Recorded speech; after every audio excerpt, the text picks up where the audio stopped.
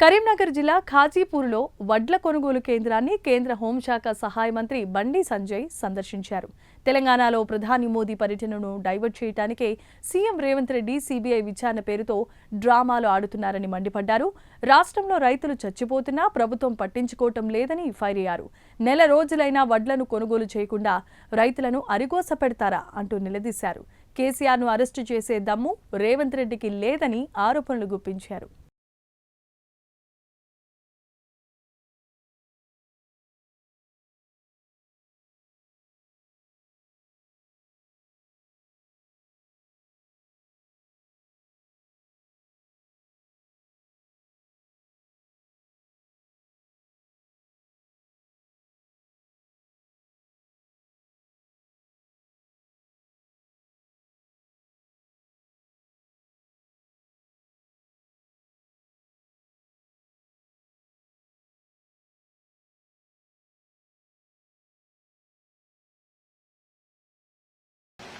యాసంగి పంటలకు సంబంధించి కోతలు స్టార్ట్ అయ్యి ఇప్పటికీ నెల రోజులు గడిచింది. అయినప్పుడు కూడా కొనుగోలు ప్రారంభించడంలో రాష్ట్ర ప్రభుత్వం పూర్తిగా విఫలమైంది. కనీసం రాష్ట్ర ప్రభుత్వంకి కనీసం మానవత్వం లేని ప్రభుత్వం ఇది. నిన్న నల్గొండల నజీరుద్దీన్ అనే ఒక రైతు ఇలా ఎండదెబ్బ తగిలి చచ్చిపోయాడు. మరి ఇట్లా ఎంతమందిని బలిగొంటే రాష్ట్ర ప్రభుత్వం స్పందిస్తుందో ఇప్పటికీ అర్థం కాని పరిస్థితి. పంట చేతికొచ్చేదాక ఒక బాధ, చేతికొచ్చిన పంట మళ్ళా కొనేదానిక మళ్ళో బాధ, మళ్ళా పైసలు అకౌంట్లో పడదానిక మళ్ళీ అదో బాధ పడితే తప్ప దానికి గ్యారెంటీ లేని పరిస్థితి. ఇలా 90 లక్షల మెట్రిక్ టన్నులు టార్గెట్ రాష్ట్ర ప్రభుత్వానికి. ఇంతవరకు కనీసం 15 లక్షల మెట్రిక్ టన్ను కూడా కొనుగోలు జరగలేదు ఇప్పటి వరకు.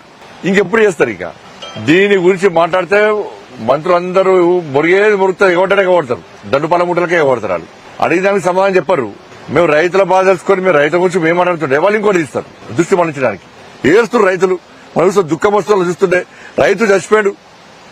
ఇంకెంతమంది బలిగొంటే రాష్ట్ర ముఖ్యమంత్రి కన్నులు సలవర్తే అర్థమవుతుంది. ఇప్పటికి నువ్వు సమీక్షలు పెడితే కేబినెట్ మీటింగ్ పెట్టి ఏదో తూతు మంత్రంగా పెట్టి మేము ఇది చేస్తాం అధియుక్తం కాదు.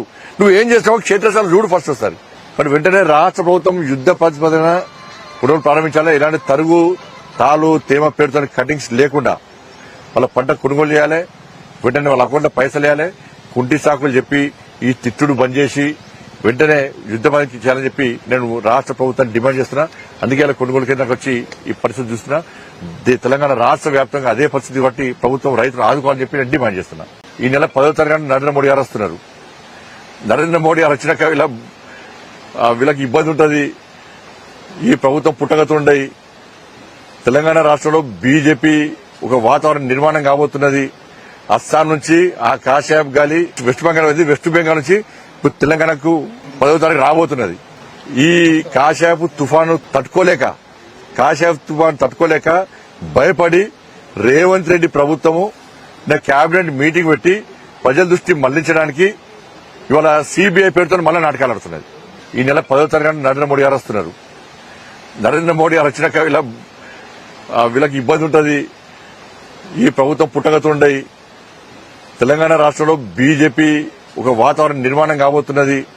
అస్సాం నుంచి ఆ కాషాయప్ గాలి వెస్ట్ బెంగాల్ నుంచి ఇప్పుడు తెలంగాణకు 10వ తారీఖు రాబోతున్నది. ఈ కాషాయపు తుఫాను తట్టుకోలేక భయపడి రేవంత్ రెడ్డి ప్రభుత్వము కేబినెట్ మీటింగ్ పెట్టి ప్రజల దృష్టి మళ్లించడానికి ఇవాళ సీబీఐ పేరుతో మళ్ళా నాటకాలు ఆడుతున్నది.